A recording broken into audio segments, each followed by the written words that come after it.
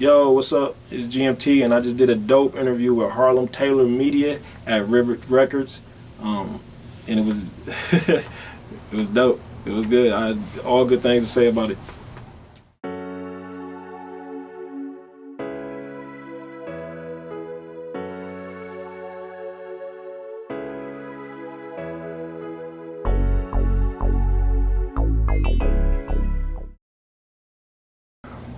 Something else I want to ask you, the one mics, man. One mics are hugely popular now. You see them all over the place. But I can honestly say one of the first one mics I saw came from you. Do you feel like that's something you started? Because a lot of people still come to you. They could go to a lot of other avenues. They still come to you. Do you feel like that's something you started? Okay. Like, I didn't invent one mics. I didn't invent it. Okay. I seen, like, from the block, they were, like, in their early stages. Yeah. And at that time, while they was building, they wasn't really working with a lot of people.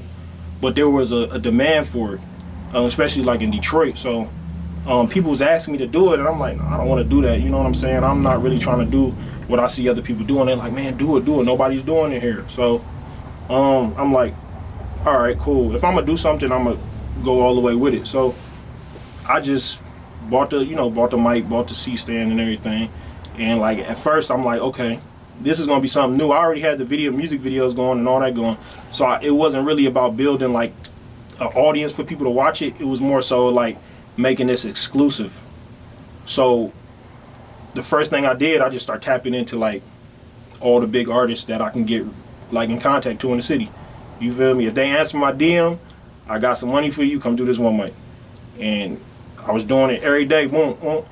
Oh, so wait, you just dropped a piece of game right there for people. If they didn't catch it, you just dropped a piece of game for people right there. Yeah.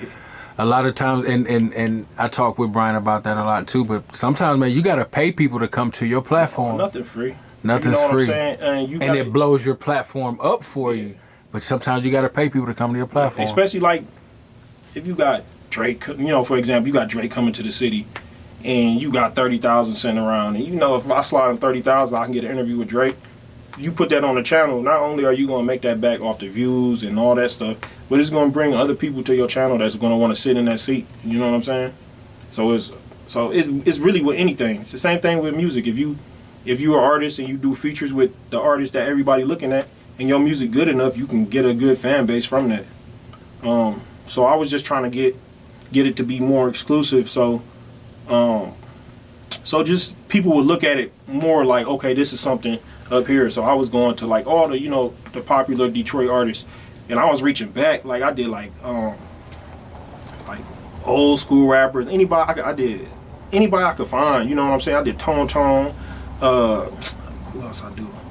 Like damn, it's so many. Like they just flash in my head. Like I did so many artists, man. Yeah, they can check your body of work out. Look, just type in like GMT one mic, it'll pop up. Tell them again. Type in what? GMT one mic. It'll pop up. Yeah, like I've shot over 1,000 of them. To the point, honestly, bro, like I'm not tired of shooting one mics because I like them and everything, but I feel like the game is time. It's time for something new, like something that's going to catch. Because like a lot of the things that's going on right now is like live performances, and it's cool. You know what I'm saying? Like I get it, but it's time to switch it up. It's time for something new.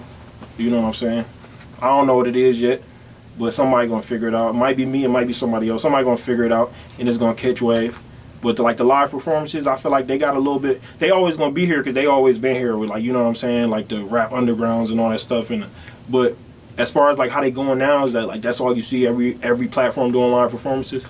I feel like it's gonna dwindle down and it's gonna be something else that's gonna pop up.